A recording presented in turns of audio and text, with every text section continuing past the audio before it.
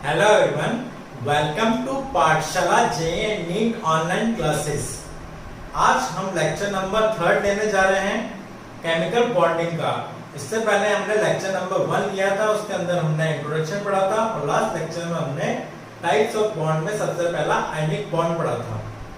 ठीक है, अब आयनिक बॉन्ड के अंदर हम क्या पढ़ने जा रहे हैं?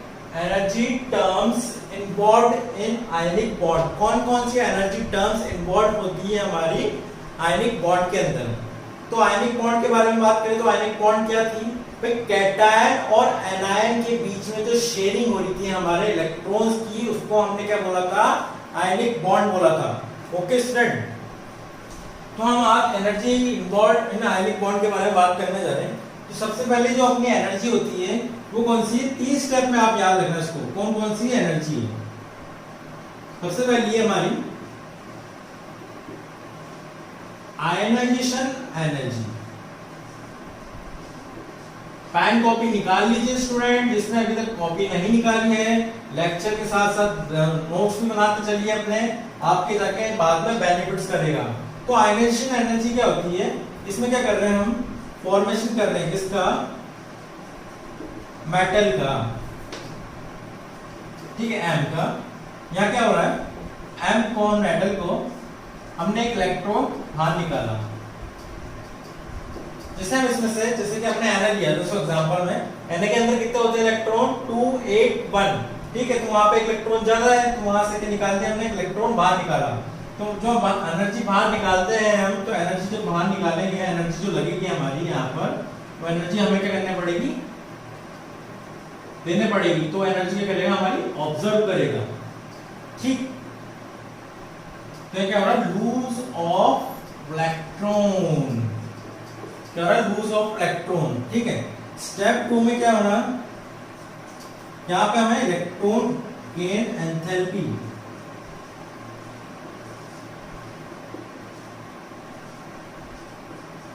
इसको यूज करना पड़ेगा। यह क्या हो रहा है? फॉर्मेशन ऑफ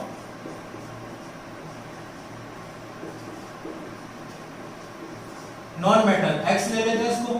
ठीक है, मेटल और नॉन मेटल के उससे बनती है मेटल, और नॉन मेटल से मिलके क्या बनता है? हमारी आयनिक बॉन्ड बनती है। ठीक है,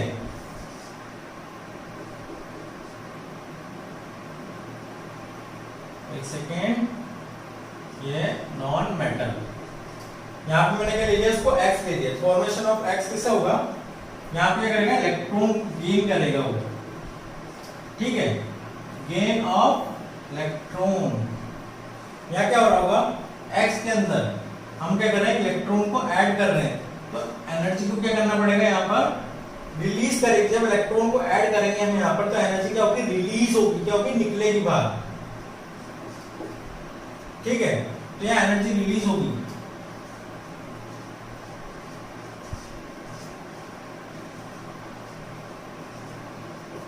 ओके स्टूडेंट, यहाँ क्या हो रही है? एनर्जी रिलीज हो रही है।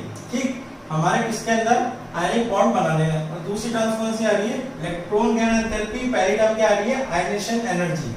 ठीक है, अब थर्ड टर्म क्या होती है हमारी? Step number 2। इसको मैं हटाने जा रहा हूँ, आप इसको एक बार नोट कर लीजिए अपनी कॉपी में। मैं इसको स्लाइड को हटा रहा हूँ, वीडियो पॉज करिए, उसको लिख लीजिए अपनी कॉपी के अंदर।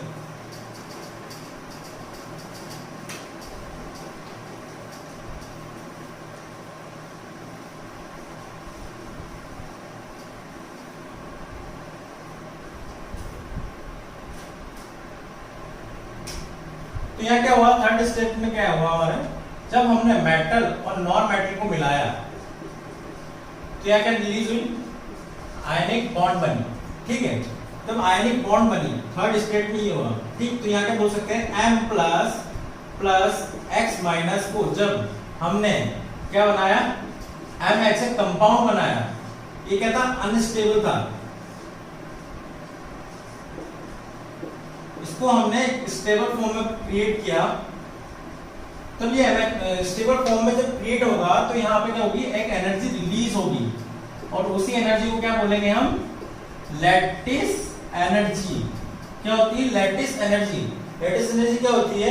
ये 3 डायमेंशनल स्ट्रक्चर आप सॉलिड स्टेट के अंदर पढ़ते हो। लैटिस एनर्जी के अंदर जब Na के आसपास जब 6 तरफ से क्या जुड़ता है, क्लोरीन जुड़ता है, जैसे कॉर्नर पकड़ लो आप किसी चीज का, ठीक। 3 डायमेंशनल स्ट्रक्चर के अंदर जब हमारे इलेक्ट्रॉन ऐड होता है तो यहाँ क्या हो गया, आगे पीछे ऊपर नीचे इधर उधर कितने हुए, 6 तरफ से हमारा क्या हो गया, क्लोरीन अटैच हो गया, तो एक लैटिस बना रहा है वो, ठीक है। इससे सोडियम क्लोरीन से, तो यहाँ पे क्या बोलते हैं, इसको लैटिस बोलते हैं, ठीक है स्टूडेंट। तो यहाँ पे एनर्जी रिलीज होगी, यहाँ पे कौन सी एनर्जी रिलीज होगी, लैटिस एनर्जी रिलीज होगी।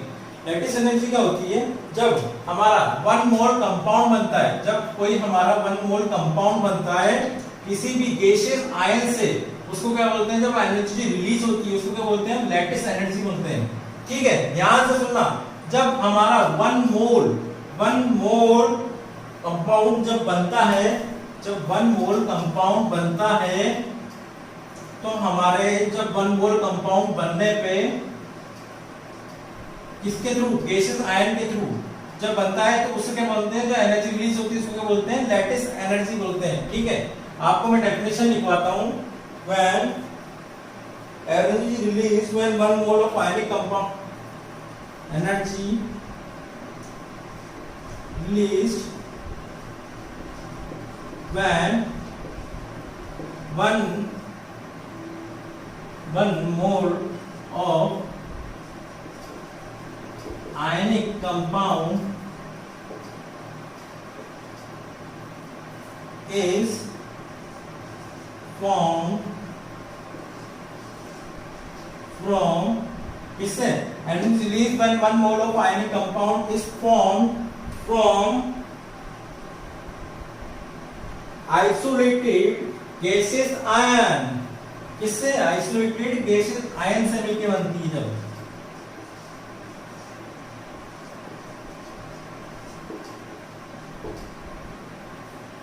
क्या बोल रहा है, जब हमारा 1 मोल कंपाउंड बनता है, ठीक है, आयनिक कंपाउंड बनता है, वो किससे बनता है, वो आइसोलेटेड गैसियस आयन से मिलके बनता है, उसको क्या बोलते हैं हम, लैटिस एनर्जी बनते हैं। मतलब क्या बोल रहा है, जब हमारा कोई कंपाउंड बनेगा, कि 1 मोल कंपाउंड बनेगा, तो जब हमारा आयनिक कंपाउंड गैसियस स्टेट में जब कंबाइन होंगे तो क्या निकलेगी, एक एनर्जी निकलेगी, उस एनर्जी को बोला लैटिस एनर्जी बोला हुआ है, ठीक है स्टूडेंट।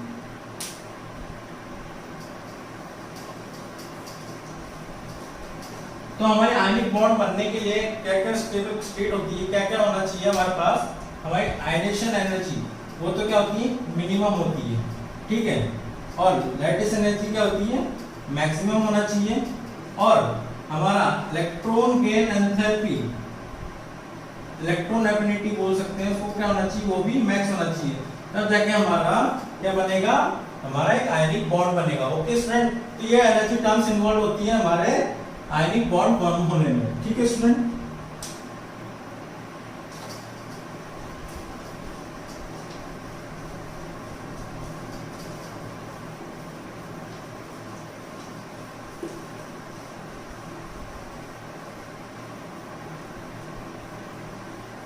तो भाई हमारे क्या हुआ, बात हुई है एनर्जी किस तरह से रिलीज होती है, 1 मोल का कंपाउंड बनता है, ठीक है स्टूडेंट। अब लैटिस एनर्जी कैसे बनी, ठीक है, और डिटरमिनेशन ऑफ लैटिस एनर्जी कैसे डिटरमाइन कर सकते हैं हम अपनी लैटिस एनर्जी को, डिटरमिनेशन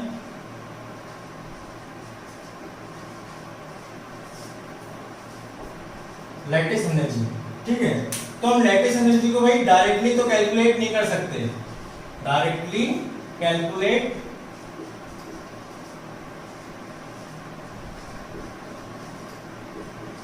नहीं कर सकते, ठीक है। तो हम डायरेक्टली लैटिस एनर्जी को कैलकुलेट नहीं कर सकते, तो इसको कैलकुलेट करने के लिए हम क्या करते हैं, इनडायरेक्टली मेथड यूज करते हैं।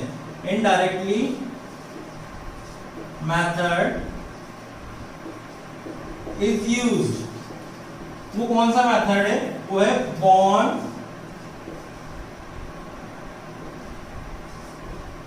Haber method. भाई बॉर्न हैबर मेथड आप थर्मोडायनेमिक्स के अंदर भी पढ़ते हो, तो बॉर्न हैबर मेथड है जो हमारा, उससे हम क्या कर सकते हैं, हम अपनी क्या कर सकते हैं, कैलकुलेट कर सकते हैं हमारी lattice energy, born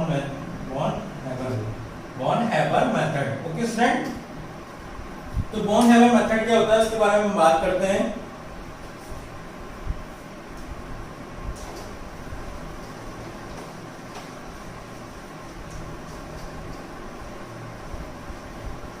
born Haber method. Okay student, तो हम बॉर्न हैवर मेथड को कैलकुलेट करते हैं। तो बॉर्न हैवर मेथड से पहले हम क्या पढ़ने जा रहे हैं, एक टर्म पढ़ने जा रहे हैं, heat of formation, delta HF जिसको बोलते हैं। ठीक है स्टूडेंट, तो डेल्टा एचएफ क्या बोलता है हमसे, enthalpy change when 1 mole of any compound is formed by it's element which should be used in stable form. मतलब ये बोल रहा है, अगर हमने यहाँ पर Na को लिया, ठीक है, ये Na सॉलिड फॉर्म में, और हमारा क्लोरीन लिया, Cl2 लिया, और इससे क्या बनाया हमने, NaCl बनाया। तो हमने जब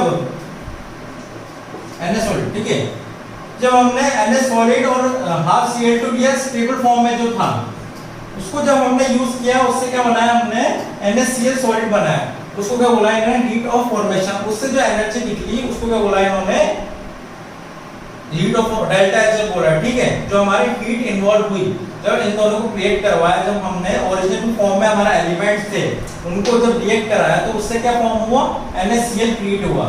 तो उसमें जो एनर्जी रिलीज होगी उसको क्या बोलेंगे, heat of formation, delta H. तो यही बोल रहा है, when 1 mole of any compound is formed by it's element which should be in stable form, which use in stable form, जो stable form में होंगे उन्हीं को यूज करना है।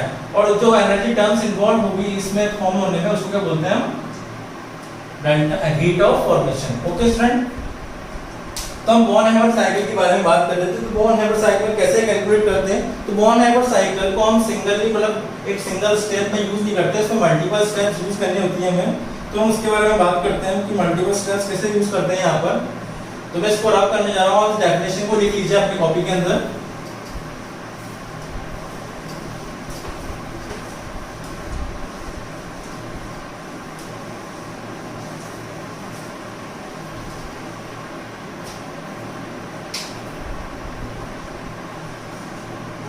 बॉर्न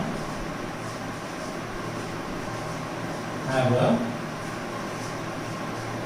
साइकिल, ठीक है।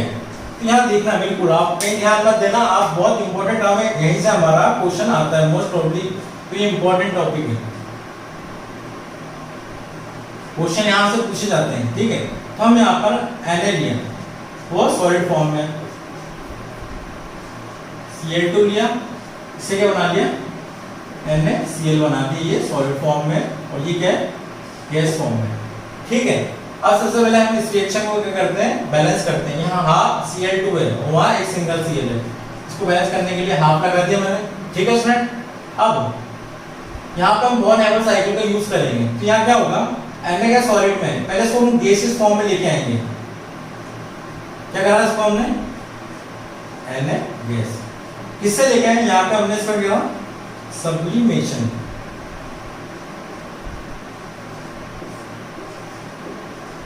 ठीक है, अब इसका करेंगे हम यहाँ से, इसमें एक इलेक्ट्रॉन क्या जाता है, 2 8 और 1। अभी अपना आयनिशन एनर्जी के अंदर देखा था, क्या देखा था, जब भी हमारा इलेक्ट्रॉन एक ज्यादा होगा तो हमें क्या एनर्जी देना पड़ेगी। एनर्जी देंगे तो हम क्या होगा, ये एनर्जी को क्या करेगा, ऑब्जर्व करेगा। तो यहाँ क्या हो जाएगा, Na प्लस गैस। ठीक है, अब यहाँ पर देखते हैं, यहाँ क्या है, Cl2, हाफ Cl2 से बैलेंस किया हुआ है। इसको हम सबसे पहले क्या करते हैं, यहाँ पे तो हमें ऑलरेडी गैस में या सब्लिमेशन करने की जरूरत नहीं है। ठीक, तो हम इसको सबसे पहले क्या करते हैं, यहाँ पे Cl2 उस बॉन्ड को तोड़ेंगे। तो यहाँ क्या होगा, डिसोसिएशन, और 2 है उसको बैलेंस करने के लिए 2। ठीक है, आप हो रहा है यहाँ पर, तो यहाँ क्या हो रहा है, बॉन्ड एनर्जी को क्या कर रहे हैं, डिसोसिएट कर रहे हैं, डिसोसिएशन कर रहे हैं।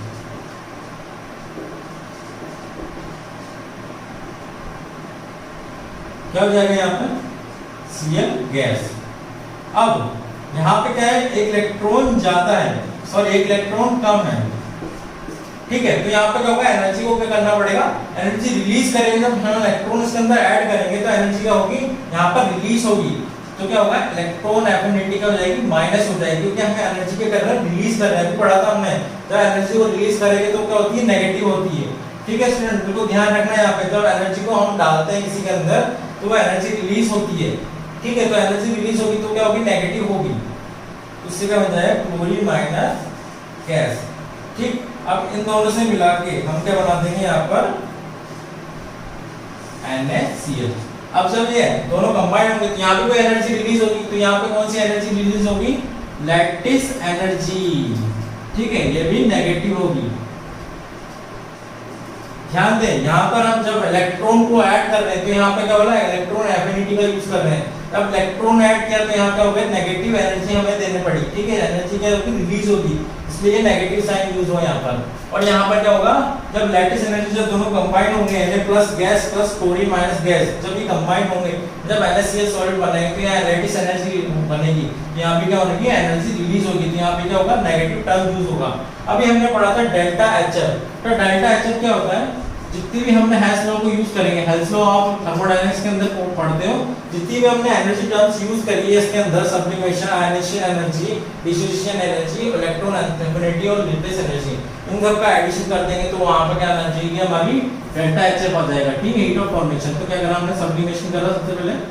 ठीक है, उसके बाद उसका करा आयनाइजेशन एनर्जी करी। ठीक, उसके बाद क्या करा हमने? डिसोसिएशन करा। उसके बाद हमने इलेक्ट्रॉन एफिनिटी लगाई, नेगेटिव आ जाएगी, और उसके बाद क्या हो जाएगी? हमारी लैटिस एनर्जी। तो हमारा डेल्टा HF निकल कर आ जाएगा यहाँ पर। ओके स्टूडेंट, तो इस तरह से हमारा बोर्न-हाइमर साइकिल होती है, जिस तरह से हम क्या निकालते हैं? हमारा डेल्टा HF इस तरह से निकालते हैं। और आप इसको आगे भी पढ़ोगे, थर्मोडायनामिक्स में पढ़ोगे आप इसको। ठीक है, पीरियोडिक टेबल के अंदर भी थोड़ा बहुत इसके बारे में पढ़ोगे, और यहाँ पे भी इसके बारे में थोड़ा बहुत हम पढ़ते हैं। तो इस तरह से हमारी क्या निकलती है? डेल्टा HF निकलती है हमारी बोर्न-हाइमर साइकिल से। इस तरह से हमारी एक या एनर्जी टर्म्स इन्वॉल्व होती है। अब एग्जाम के बारे में बात करें तो एग्जाम पॉइंट ऑफ व्यू से, तो एग्जाम के अंदर किस तरह से क्वेश्चन आ जाते हैं? आपके S दे देगा, I दे देगा, D/2 दे देगा, ये दे देगा, लैटिस एनर्जी की वैल्यू पूछ लेगा आपसे। ठीक है, या फिर एक ही टर्म से इन्होंने गायब कर देगा, S गायब कर देगा, आपको सबके एनर्जी टर्म्स दे देगा और पूछेगा आपसे सॉल्यूशन की वैल्यू क्या है। ठीक है, या फिर सबकी वैल्यू दे देगा, डेल्टा HF की वैल्यू पूछ लेगा आपसे। ठीक है, इस तरह से वो क्वेश्चन घुमाता रहता है उसी टर्म्स को लेकर। हालांकि 5 टर्म दे देगा, एक गायब कर देगा 5 में से, 4 आपको दे देगा x वेरिएबल की तरह। ठीक है, उस तरह से आपको क्या करना है? डेल्टा HF कैलकुलेट कर लेना है, या sublimation, ionisation energy, D/2, dissociation energy, electron affinity या फिर लैटिस एनर्जी कैलकुलेट कर लोगे। ओके स्टूडेंट, अब एक और क्वेश्चन करते हैं। इसको लिख लिया आपने, जिसने लिखा वीडियो को पॉज करके और इसको लिख लीजिए, या आपको खुद को कैलकुलेट करना है, मैं आपको बता रहा हूं।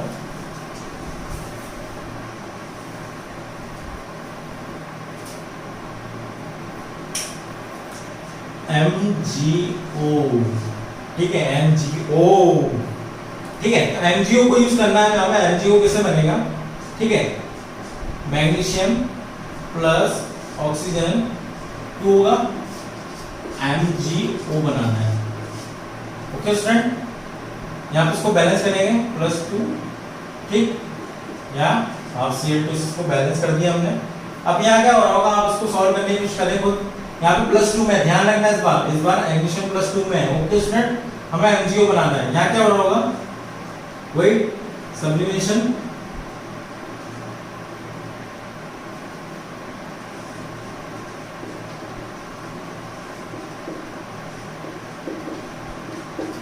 ठीक, इससे क्या हो जाएगा? मैग्नीशियम इसमें सॉलिड फॉर्म में, ऑक्सीजन गैसियस फॉर्म में, और ठीक है सॉलिड फॉर्म में। ठीक है, अब हमने क्या करा? सब्लिमेशन कर दिया, मैग्नीशियम +2 को सॉलिड से गैस में लेके आते हैं। ठीक है, अब इसको क्या करना है हमें? इसके अंदर के इलेक्ट्रॉन को क्या करना है? निकालना है। तो यहाँ क्या करेंगे हम? एनर्जी क्या होगी? रिलीज होगी, एडिशन एनर्जी 1। ठीक है, तो ये क्या एनर्जी? एब्जॉर्ब। अब इसमें से एक इलेक्ट्रॉन फिर निकालेंगे,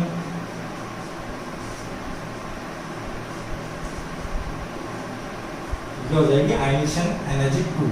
हमने पढ़ा था सक्सेसिव एनर्जी के बारे में, तो यहाँ हो गया आयनाइजेशन एनर्जी 1, आयनाइजेशन एनर्जी 2। ठीक है, यहाँ से हमारे क्या हो रहा है? सक्सेसिव फॉर्मेशन हो रहा है। अब यहाँ पे ध्यान देना बिल्कुल। ठीक है, यहाँ पे ऑक्सीजन है, यहाँ पे D/2 कर देंगे हम। ठीक, डिसोसिएशन एनर्जी, बॉन्ड एनर्जी को तोड़ देंगे, तो यहाँ क्या बचेगा अपने पास? ऑक्सीजन। वो किस फॉर्म में आएगा? ऑलरेडी गैस फॉर्म में। अब यहाँ पर क्या कर रहे हैं? इलेक्ट्रॉन एफिनिटी को देंगे। ठीक है, इस बार क्या हो रहा है? यहाँ पर ऑक्सीजन माइनस गैस चल रहा है, तो क्या होगी? रिलीज होगी।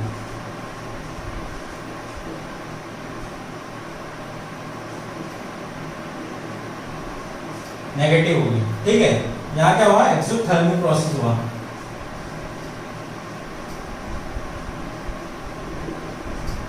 अब यहाँ पर देखना, जब एनर्जी को हम ऑक्सीजन माइनस में, यहाँ पर क्या होगा, O-2 बनाना है हमें गैसेस फॉर्म में, तो यहाँ क्या होगा, इलेक्ट्रॉन एफिनिटी 2, इस बार ये एफिनिटी क्या होगी, पॉजिटिव होगी। यहाँ पे क्या कर रहा है, एनर्जी को ऑब्जर्व कर रहा है। अब पहले तो हमने क्या करा था, इलेक्ट्रॉन को निकाला था इसके अंदर से, तो यहाँ क्या हो गया, सॉरी इलेक्ट्रॉन को हमने क्या करा था, इसके अंदर ऐड करा था, यहाँ पे हमने निकाला था, इलेक्ट्रॉन को ऐड करा तो एनर्जी क्या करी, इसमें रिलीज करी। बट अब इलेक्ट्रॉन क्या निकल गया, अब अपनी शेल में भर गया वो। ठीक है, अब एक शेल के अंदर आ चुका है वो। तो अब इस बार जब हम इलेक्ट्रॉन को वापस ऐड करेंगे तो एनर्जी क्या करेगा, इसके अंदर जब ऐड करेंगे तो इसको एनर्जी हमें और देने पड़ेगी, तभी तो जाकर क्या होगा, यहाँ पर ऑक्सीजन -2 स्टेट में जाएगा। तो यहाँ पे क्या होगा, एनर्जी को क्या करेगा, ऑब्जॉर्ब करेगा। तो यहाँ पे कौन सा फॉर्मेशन होगा, एंडोथर्मिक प्रोसेस होगा। ठीक है, अब इन दोनों को मिला के क्या बोलेंगे, लैटिस एनर्जी बन जाएगी। ठीक है, तो डेल्टा एचएल पे आ जाएगा इसका, डेल्टा एचएल H2 से sublimation energy plus ionisation energy 1 plus ionisation energy 2 plus D/2 distribution energy plus minus electron affinity 1 plus electron affinity 2 minus lattice energy. ठीक है, ये टर्म्स हमारे इसके अंदर इन्वॉल्व होगी। इस तरह से हमारा डेल्टा एचएल बनेगा। ओके स्टूडेंट,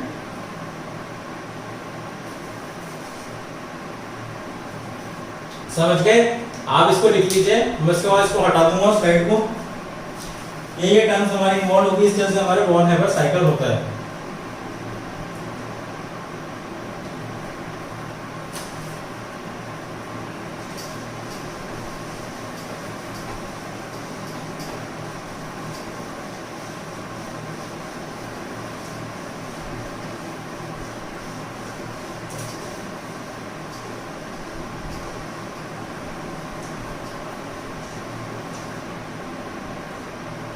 कौन कौन सी एनर्जी टर्म्स इन्वॉल्व है हमारी लैटिस एनर्जी फॉर्म होने में?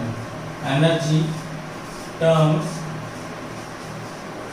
इन्वॉल्व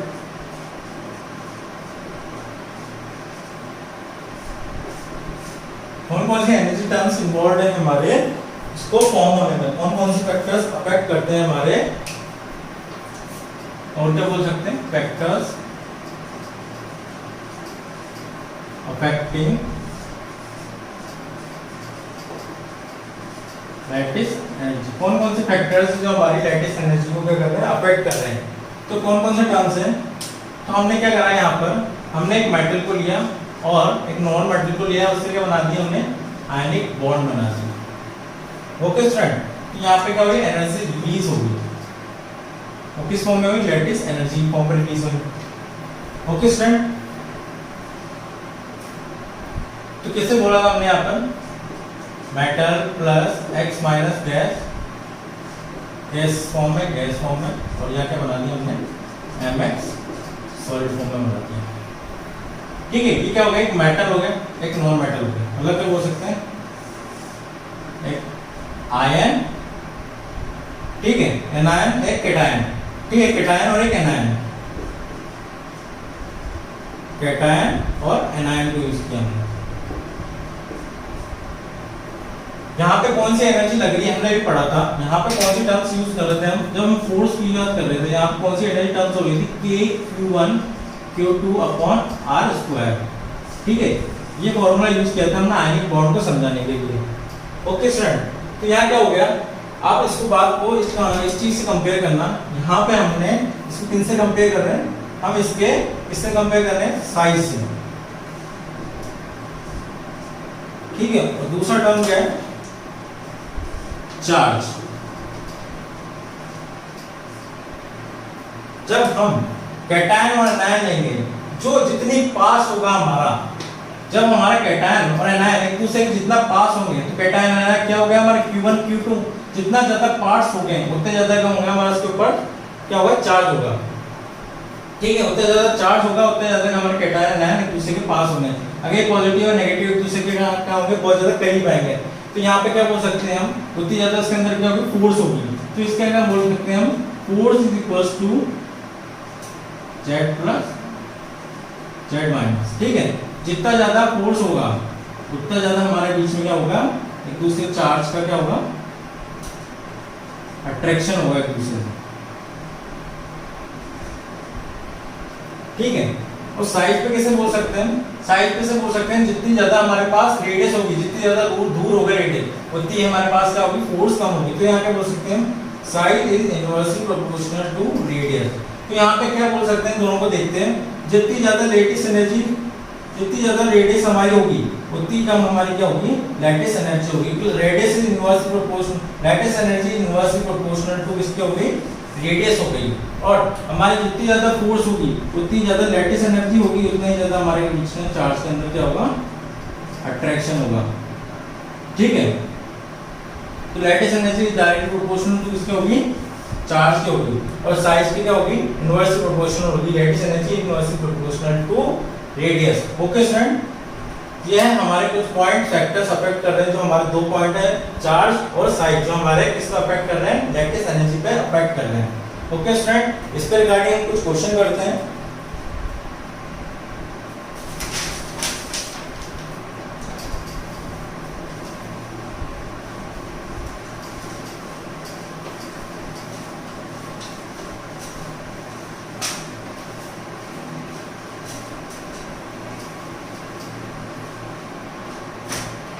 मुझे आसानी रहेगी, मैं आपको यहाँ पे लिख देता हूँ इसको। क्या lattice energy is inversely proportional to Z plus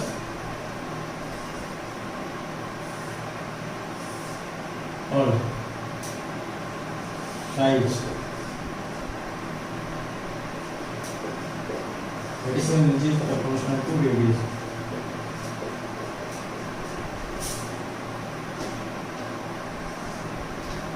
ठीक है स्टूडेंट, तो यहाँ पर हम कुछ क्वेश्चन करते हैं। NaF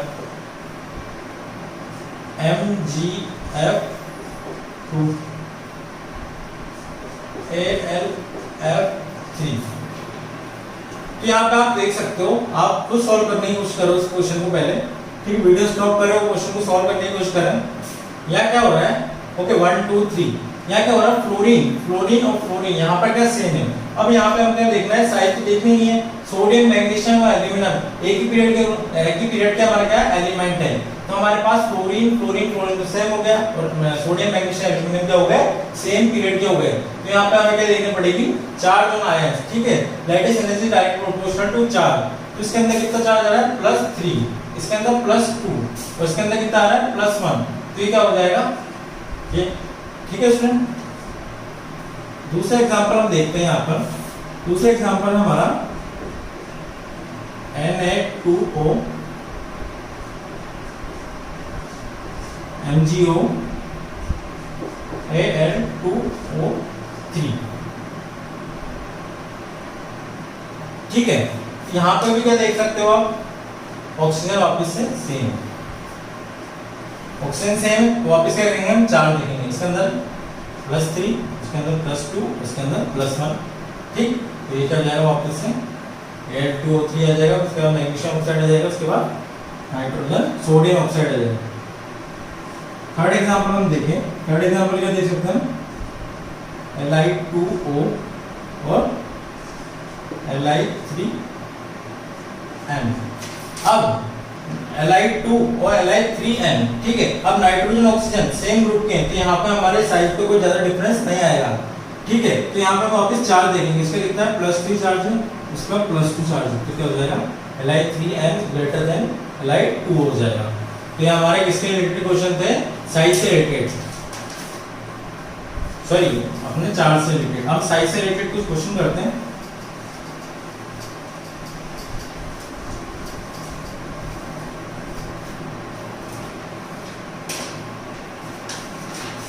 तो आपको सोल्व करने की कोशिश करना। LiF NaF KF R B F। You have 5 second, इसको भी सॉल्व करें साथ में।